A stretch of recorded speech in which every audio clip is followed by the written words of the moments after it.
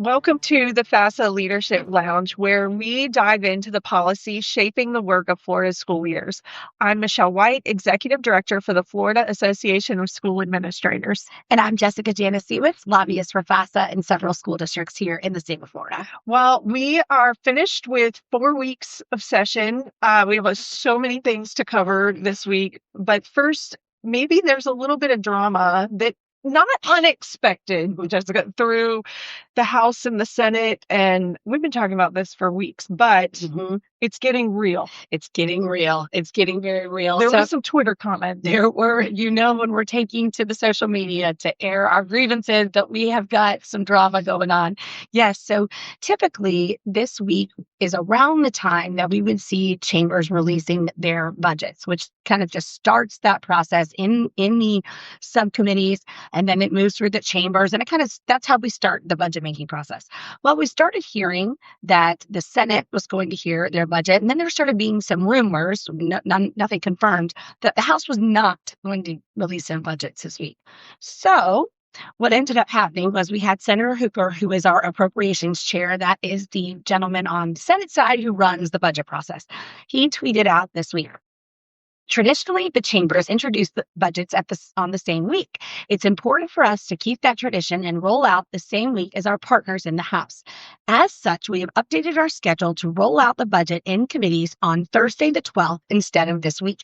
So basically just saying they were going to. That'd be so nice. They get to work alongside the House and they're going to be good partners. Exactly. And then, but maybe not. Then our Representative McClure, who is the House Appropriations Chair, that's the person who's going to run the budget making process in that chamber, he tweeted out, with respect to Senator Hooper, during this term, the Florida Senate has demonstrated little interest in respecting legislative traditions. Any timing issues they are having in pulling together their Senate budget have absolutely nothing to do with the Florida House. So maybe the Senate does have their things together, but they're trying to be respectful, but maybe they don't have it all together for their budget. Seems like things are maybe not going quite as smoothly as we would have hoped. So this week, we can all anticipate seeing those budgets. It sounds like they're going to appear during these subcommittees. So each silo will release their budget, and then we'll have a sense that we can talk about what they're putting forth in each chamber. Are they dramatically different? Is there some kind of policy in either the Senate or the House that is kind of earth-shattering? Last year, that was the sales tax issue that the House Speaker brought forth. That kind of just took everything and just moved our direction and moved the conversation in a way that we had not expected. So maybe we'll see that in committees this week. Yeah, and so the budgets being released will really be that first step in negotiation, so to speak, and maybe give us some insight into the property tax discussion too, of are we going to try to handle it during session? Is there going to have to be a special session? What happens with the budget? The only thing they're required to do in these 60 days isn't going to be done in time. So is it going to be done in the 60 days? That's right. We shall see. How long will everybody still be here in Tallahassee? FASA will be here no matter what. But what will the legislature do? Anyway, let's talk about some bills, and we've certainly touched on a few of these over the last few episodes, but there's some bills that are moving. We're going to dig in a little bit on some of that content of the bills and see what potential next steps there are and the impacts that they may have on our school leaders, and students, and families. Absolutely. So this can all be a little confusing if you're not living it every day. And quite frankly, it can be confusing sometimes when you are living it every day. It's a convoluted process. So let's start with the train bill that we've touched on in previous episodes. The title officially now of this bill is CS for HB 1071, which is entitled Education. First of all, the name is a little different and makes you wonder what that's all about. Well, what that tells us is that the bill started out as simply a House bill that was filed by Representative Trabulsi. It has gone through many iterations. In its first committee stop, I think there were 8 amendments, and I think at least 2 in the second. So what they will do oftentimes when a bill has really taken a dramatic turn and there have been a number of amendments that have changed it, it becomes a committee bill. So it is something it will represent the work of the entire committee and not just one representative moving it forward.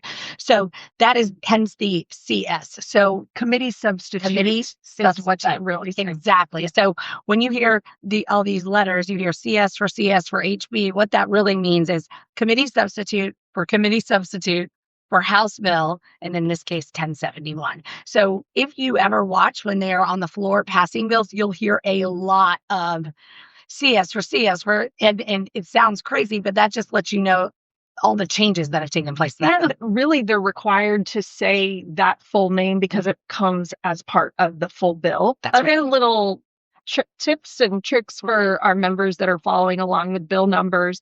Easy way to tell if it's a House bill or a Senate bill. If it's an even numbered bill, then it will come from the Senate. And if it's an odd numbered bill, then that means it's coming out of the House. Absolutely. And you also can see, and this isn't 100% true, but most of the time, if it's a committee bill, that usually tells you that it is coming from more of a chairman or leadership of some sort in that chamber. It has kind of that stamp of approval, and it's not just a member-driven bill. Yeah, absolutely. So with all of that in mind, we also know that when bills are filed, they are usually assigned to 2 to 3 committees that they have to go through. They have to be read, and there has to be opportunities for questions and debate and if they pass that committee, they will work their way through each committee stop until they get to the floor of either the House or the Senate.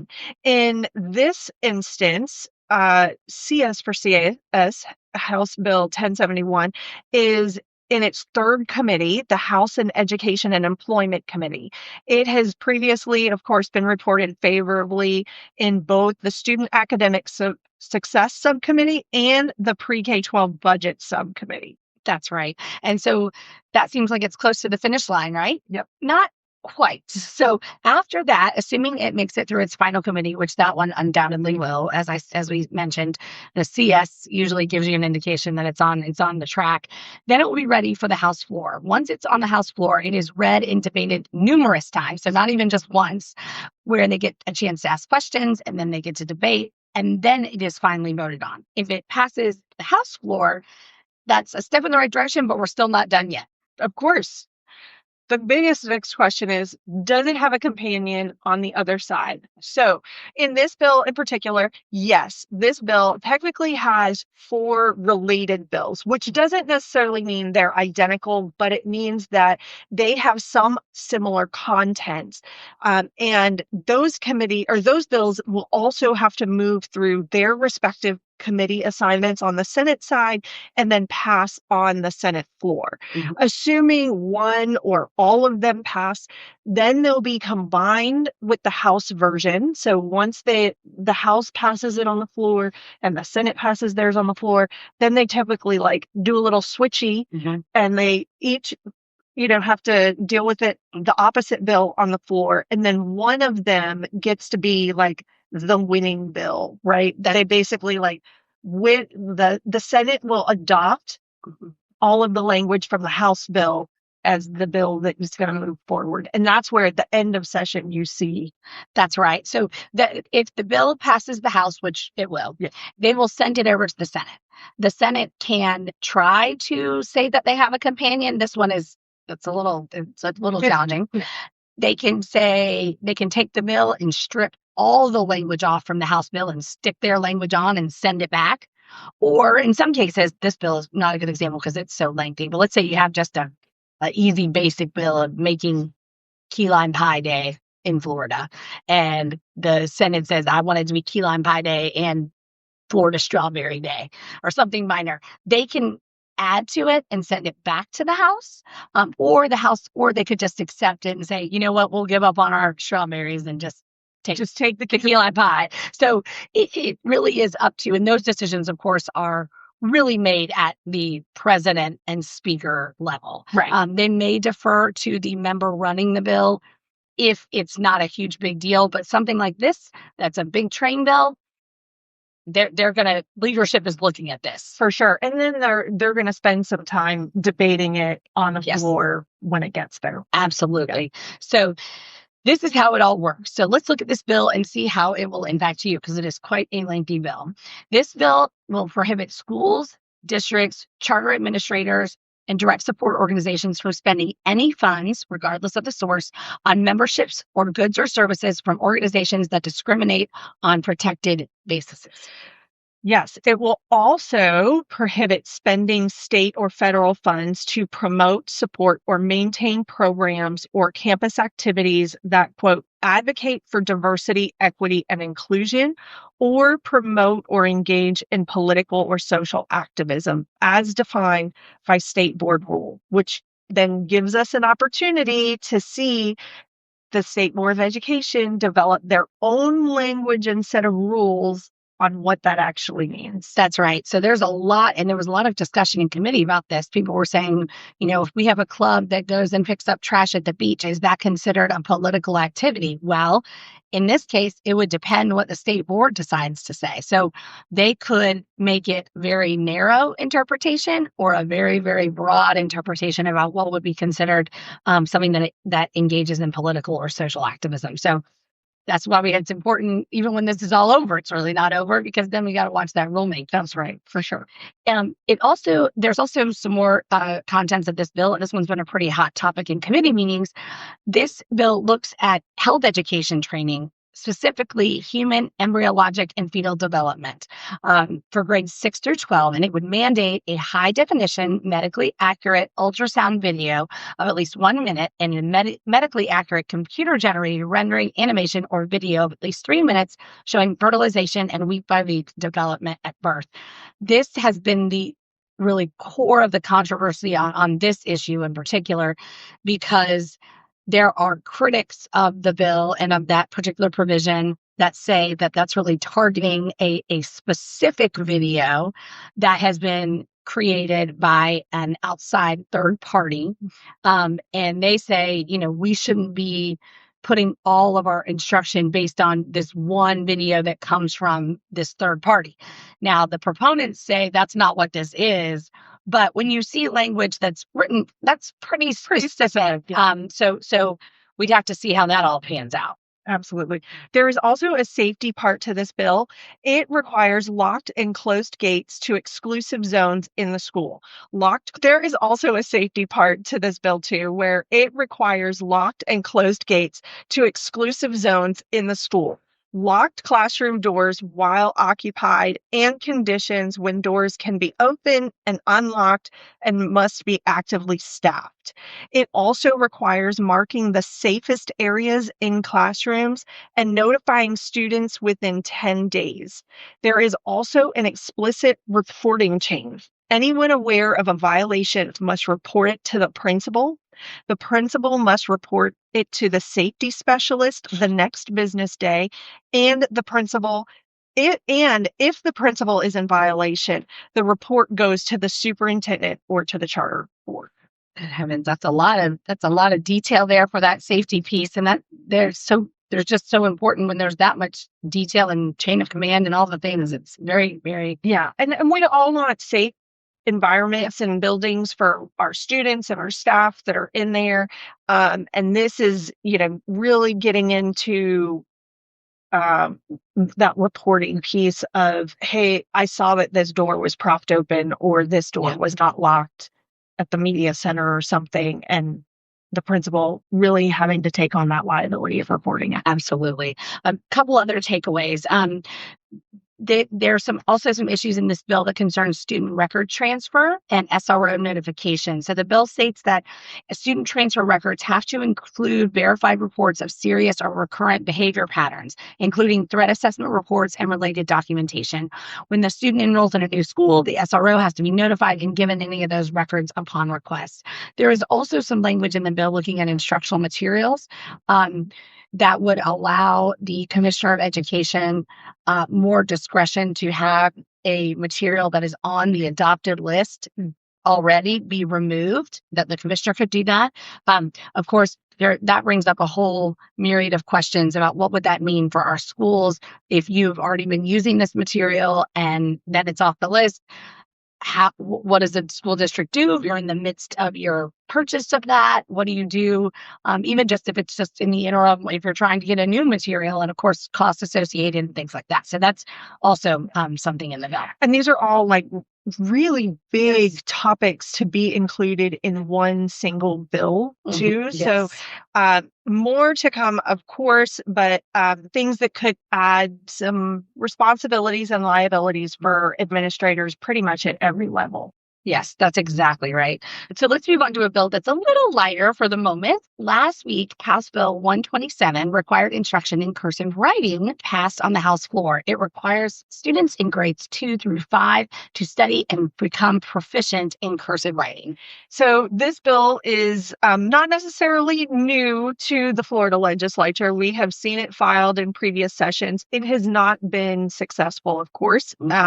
It does have a companion bill, Senate Bill 444, and it has been filed and referred to 3 committees but has not been heard yet. So no movement on the Senate side, but we'll see what happens. And we are getting close to the point where some of our policy committees will cease meeting. And so for bills like that, if it hasn't even been heard in its first committee, it's going to be really difficult if it doesn't get moving like stat. Well, and we talked about it in the beginning with the tweets going back and forth about tradition, right? Really, truly, a bill needs to have been heard in at least one of its committees if they decide to yank that to the floor.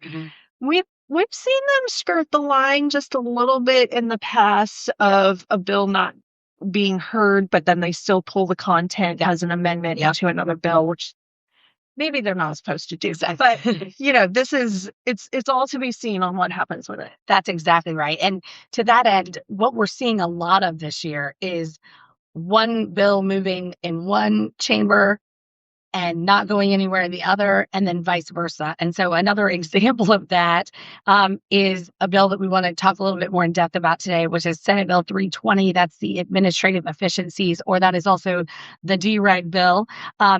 This is now the 3rd year that we've had DREG. Obviously, in year 1, we had some passed, but not all of the elements. They've been attempting to get those elements in the next couple of years, and we haven't.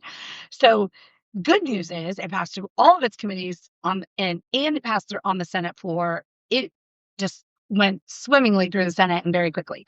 It does have a companion bill, House Bill 963, but it has not been heard yet. And its first committee, which is the Education Administrative Subcommittee, is a subcommittee. Those are the first committees that cease meeting. So on the House side, you might have 2 of our education subs that stop meeting, but the big education committee might continue to meet for a couple of weeks. So that could be a problem. Yes. So we are waiting. We're certainly not going to let the slow nature of the House on that side stop us from talking a little bit more of like what is in the Senate bill, because its companion is identical and they would have the same information. So what is really in here that would increase those administrative efficiencies? First and foremost is less bureaucracy for school boards. So what the language basically says is that district school boards are exempt from certain formal rulemaking requirements under the Administrative Procedure Act when adopting rules in public meetings.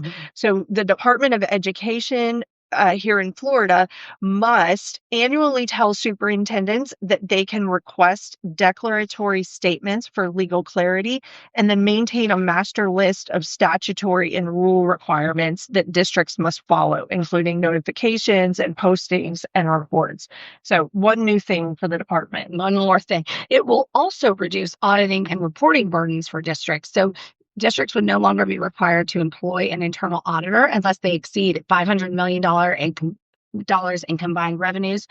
School financial reports would no longer have to be printed in the student handouts, and the DOE would have school accountability and financial transparency reports online, and then districts could just link to those. So it really is a big bill. There is so many more topics that are included. Another one would be a multi-year, up to 3-year contracts for teachers who hold professional certificates and have strong evaluations. It would also include 10-year professional certificates for consistently highly effective teachers and expand temporary certification pathways for military veterans, apprentices, and paraprofessionals. This will also attempt to address teacher shortages while emphasizing instructional quality. It'll also clarify collective bargaining limits, and it will not block district actions related to teacher incentives, school turnaround efforts, discipline policy, school safety, parent communication, and school calendars. It will also give districts more authority when it comes to determining if they need to make up school days when there is a bona fide emergency. So we know we have had some instances where districts were off for a hurricane or what have you. A snow day is North A Florida. snow day. And they then would have to appeal to the Department of Education to see if those days need to be made up. This would allow the districts more autonomy in making those decisions themselves. And there would also be in this bill better teaching and assessment transparency. So the Commissioner of Education would be required to publish assessment schedules 2 years in advance. That means districts and schools will be able to publish more detailed testing calendars online more quickly. There will also be faster reporting timelines for statewide assessments. For VPK, parents must verify attendance monthly, and districts must certify the accuracy of attendance to improve fiscal responsibility and reduce redundant processes. And there's a few more items in this bill. With regard to school improvement and turnaround, schools cannot use student growth scores as a sole factor in recruiting their teachers. The state board also must adopt clearer rules and faster timelines for turnaround plans and release of Title I improvement funds within 20 days. The bill also allows districts to withhold up to 5% of their Title I funds for teacher incentives in high-need schools. This bill really is massive, something that we have been certainly supportive of all through these 3 years, and hopefully we'll see this come to fruition if we can also get it moving on the House side. Exactly. The next bill that's moving through committee is Senate Bill 1718, which is entitled Educator Preparation and Certification by Senator Falada. It is currently in the Appropriations Committee on Pre-K-12 Education, which is its second committee, and has a similar bill in the House Bill 561, which is also in its second committee. So this bill is all about making it easier for people to enter, re-enter, and remain in the teaching profession while strengthening access to high-quality professional learning aligned with Florida's standards. Some of the things in this bill that it will help with would be individuals with expired teaching certificates would now qualify for a temporary certificate if they meet standard eligibility requirements. Also, when a professional certificate is reinstated, all endorsements and subject area coverages must be reinstated as well. And then also free professional learning for certificate renewal and reinstatement. That bill will help out a lot of people, including prospective teachers, and especially folks that are coming from mid-careers, teachers with expired certificates. So if we've had anybody that has in the past, whatever reason, left the profession and wants to return, and school districts that are facing staffing shortages, we know this would be helpful, and as well as the DOE and state-approved professional learning providers. The last bill that we're going to talk about today is CS for HB 453, which is on requirements for a standard high school diploma. This bill passed the House floor last week, and its companion Senate Bill 556 is in its Senate committee. That's right. This bill will make sure that if a student participates in the marching band for 2 years, then that would satisfy both their PE requirement for graduation and their performing arts requirement. There was some confusion last year when they passed the initial language, and it was unclear about what it would then qualify for. So this just clarifies that it would make them do 2 years in order to get both of the credits. And then it also would allow students who participate in the Special Olympics to have that count as their PE requirement for graduation as well. So this one has been one of the very few that has moved through both chambers and has received, kind of positive comments every time. So it should move quickly through the Senate, I imagine, as well. Maybe it'll be something that can bring people together. Imagine performing arts and band and Special Olympics. All the legislature. That's right. They so get behind. It, of course, was a very busy week last week. We anticipate that being the same way going forward, especially as we get into budget discussions. Thank you all so much for listening. We greatly appreciate that. Be sure to share the FAFSA Leadership Lounge with your colleagues and on social media. Make sure you hit that like button and subscribe. It definitely continues to grow the audience and the reach with this great information. And we're here to help and support you also. If you have questions, please reach out. Again, head over to the FAFSA website, FAFSA.net, and check out all the resources that come with each podcast episode. Thanks, and stay tuned for more. Thank you for listening to the Leadership Lounge podcast presented by the Florida Association of School Administrators. Today's podcast was hosted by Michelle White and Jessica Janasiewicz. The podcast was produced by Jeff Willoughby. Original musical recordings by David Higgins. Make sure to subscribe to the podcast wherever you listen to your favorite podcasts. New episodes are released each Monday. For show topics, suggestions, questions, or comments, please email communications@fasa.net. We hope you enjoyed the show.